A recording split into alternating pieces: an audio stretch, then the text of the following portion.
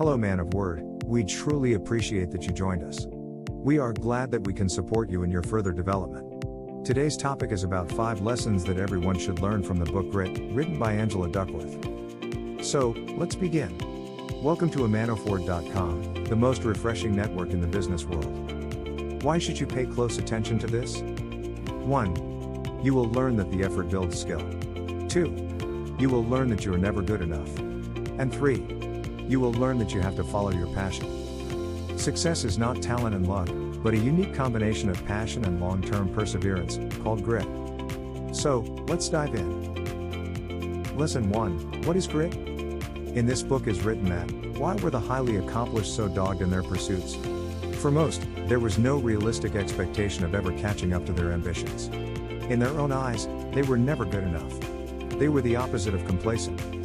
And yet, in a very real sense, they were satisfied being unsatisfied. Each was chasing something of unparalleled interest and importance, and it was the chase, as much as the capture, that was gratifying. Even if some of the things they had to do were boring, or frustrating, or even painful, they wouldn't dream of giving up. Their passion was enduring. In sum, no matter the domain, the highly successful had a kind of ferocious determination that played out in 2 ways. First, these exemplars were unusually resilient and hardworking. Second, they knew in a very, very deep way what it was they wanted.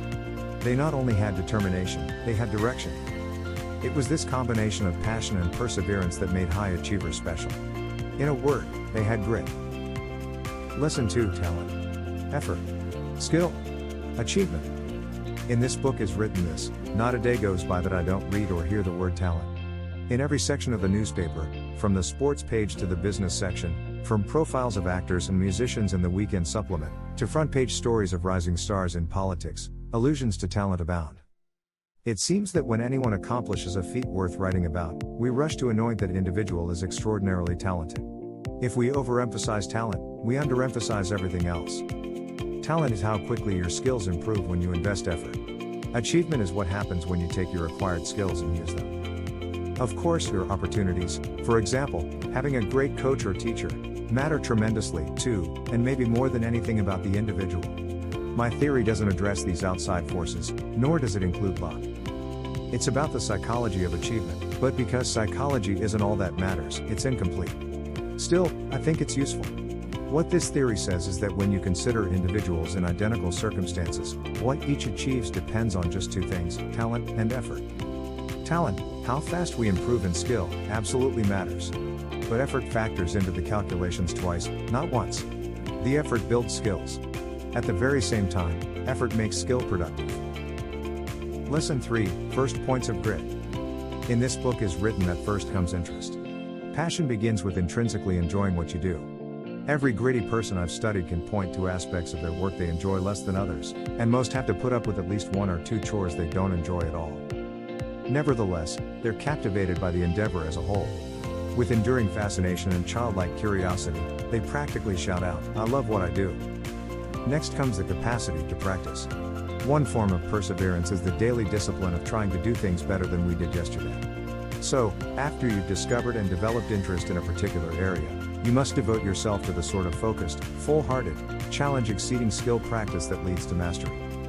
You must zero in on your weaknesses, and you must do so over and over again, for hours a day, week after month after year. To be gritty is to resist complacency. Whatever it takes, I want to improve, is a refrain of all paragons of grit, no matter their particular interest, and no matter how excellent they already are. Third is purpose. What ripens passion is the conviction that your work matters. For most people, interest without purpose is nearly impossible to sustain for a lifetime. It is therefore imperative that you identify your work as both personally interesting and, at the same time, integrally connected to the well-being of others. For a few, a sense of purpose dawns early, but for many, the motivation to serve others heightens after the development of interest in years of disciplined practice. Regardless, fully mature exemplars of grit invariably tell me, my work is important, both to me and to others. And, finally, hope. Hope is a rising to the occasion kind of perseverance. Hope does not define the last stage of grit. It defines every stage.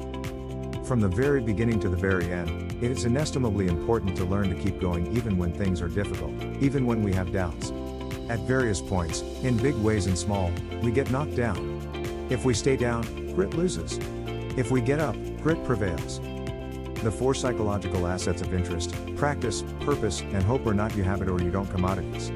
You can learn to discover, develop, and deepen your interests. You can acquire the habit of discipline. You can cultivate a sense of purpose and meaning. And you can teach yourself to hope. Lesson 4, why should you follow your passion?